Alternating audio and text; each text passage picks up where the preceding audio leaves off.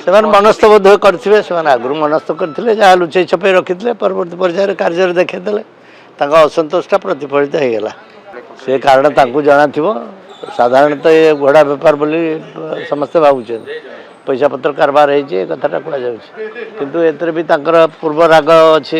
ବାପା ମାଆଙ୍କ ଅମଳରେ ସେମାନେ ଭାବୁଛନ୍ତି ଯେ ବାପା ମାନେ ଅବିଚାର ହେଇଛି ତାଙ୍କ ପ୍ରତି, ତେଣୁ ଫଳ ଦେଖାଇଦେଲେ। ମାନେ ଏ ରାଗ ତାଙ୍କର ପୁରୁଣା ରାଗ, ତାକୁ କାର୍ଯ୍ୟରେ ଦେଖାଇଦେଲେ।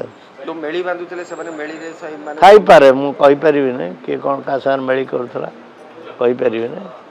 କିନ୍ତୁ ଯେତେବେଳେ ଆମ ତଳରୁ 8 ଜଣ ଏବଂ ସେ ଦଳରୁ ବି 3 ଜଣ ଯାଇଛି, ହୁଏତ ମେଳି ବି ହେଇଥାଇପାରେ। ସାର୍ ଯେପରି ଭାବରେ କହୁଛନ୍ତି ରାତିରେ ଥିଲେ ସେମାନେ, କିନ୍ତୁ ରାତିରେ ସେମାନେ ପଇସା ନେଇଛନ୍ତି, ସକାଳୁ ଆସି କ୍ରସ୍ ଭୋଟିଂ କରିଥିଲେ, ନବୀନ ନିବାସରେ ଥିଲେ, ପ୍ରହରା ପଡ଼ିଥିଲେ। ତାଙ୍କର ଅବସ୍ଥିତଟା ଏଠି ହେଲେ ମନ ତ ସେଠି ଅଛି, ଆଉ କ'ଣ ଅଛି ଅସୁବିଧା? ଏଠି ରହିକି ସେଠି ଭୋଟ୍ ଦେବାର କ'ଣ ଅସୁବିଧା? ସେ ମନସ୍ଥ କରିଛନ୍ତି ଦେବେ, ଦେଇଦେଲେ।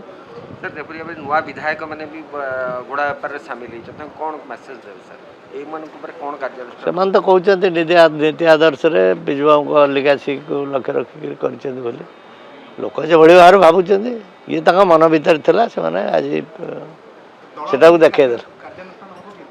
କହିପାରିବିନି, ହେବା ତ କଥା, ନିୟମ ତ ଅଛି। କଂଗ୍ରେସ ତ କରିସାରିଲାଣି।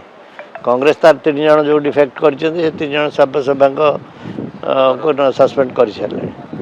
ଆମ ଦଳ କ'ଣ କରିବ?